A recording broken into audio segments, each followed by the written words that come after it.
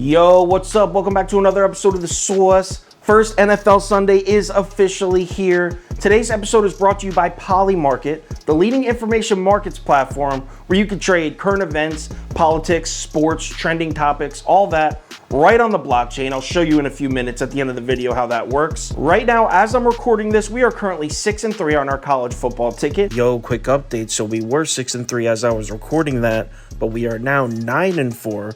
The bet of the day cashes again. Bet of the day is still undefeated, 4-0.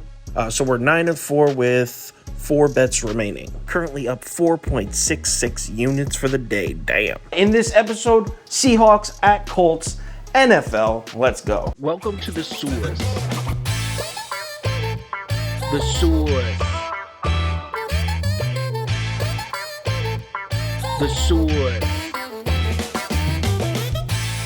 Hey, get the sauce. All right, like I said, Seattle at Indianapolis. This line opened with the Colts giving 2.5 points. But the thing is, that was like 3 weeks ago. And the Sharps have hit Seattle hard. It's completely swung a full 5 points. As of Monday, we're actually at Colts plus 2.5. The line would shift again on Thursday. We're at Colts plus 3 now, but take a look at the money here. When it shifts to 3, here comes some Indianapolis bettors. So it looks like some people are jumping. The more the line shifts, the more people are jumping on the Colts here. So let's cap this game. If you subscribe to this channel, you already know the first step. We're running the numbers through the spreadsheet.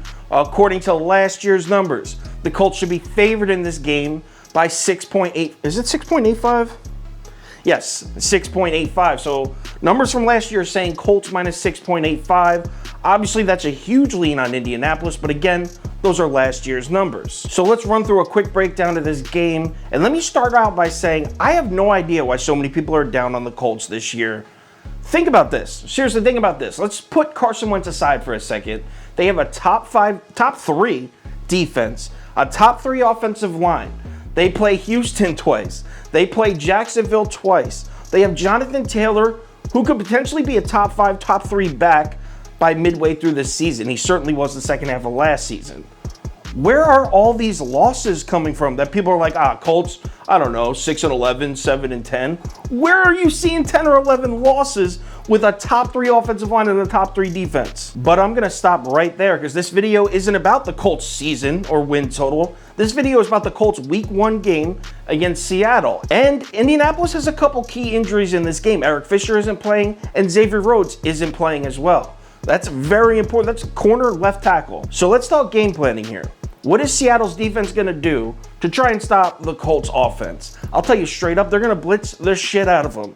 Last year, the Seahawks had a blitz rate of 35%, which is the highest since Pete Carroll took over in Seattle. They're going to send Jamal Adams. They're going to send Bobby Wagner. They're going to send him up the middle through A-gap, through B-gap. They're going to try to hit Jonathan Taylor in the backfield.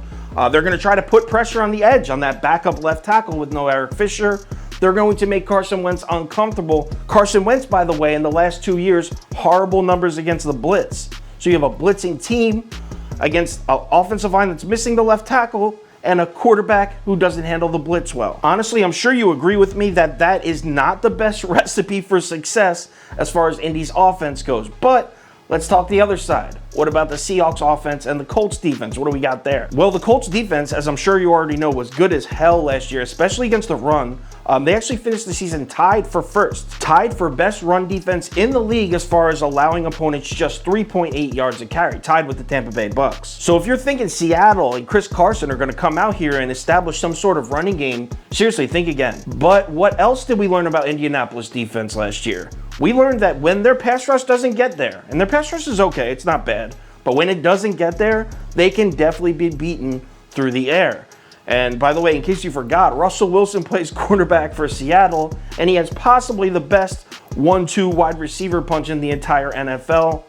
Yeah, probably, right? Metcalf and Lockett? He's up top 5 1-2 receiver punch in the NFL. So what am I betting here? Well, honestly, my favorite bet of this game is the under at 49. I think the Colts are really going to struggle to move the ball, and I think Seattle's offense is going to be completely one-dimensional here. If I have to pick a side here, and I can't believe I'm saying this because I've been preaching Colts all offseason, but if I have to pick a side, I'm going to lay the 2.5 or 3 with Seattle here. The more research I do, the more everything seems to point to Seattle. I really don't like those Carson Wentz numbers against the blitz. That scares me, especially with a Seattle team that's blitzing more and more every year, that's having more and more success with the blitz. So I like Seattle -3. So now that I have my pick, let's hop on Polymarket. You can see right here, Seattle -3 is currently trading at 51 cents. So that means $100 will bring me back $94.08 in profits if Seattle covers. As far as the final ticket goes, I think the under might make it, the under at 49, but I really doubt Seattle -3 makes it.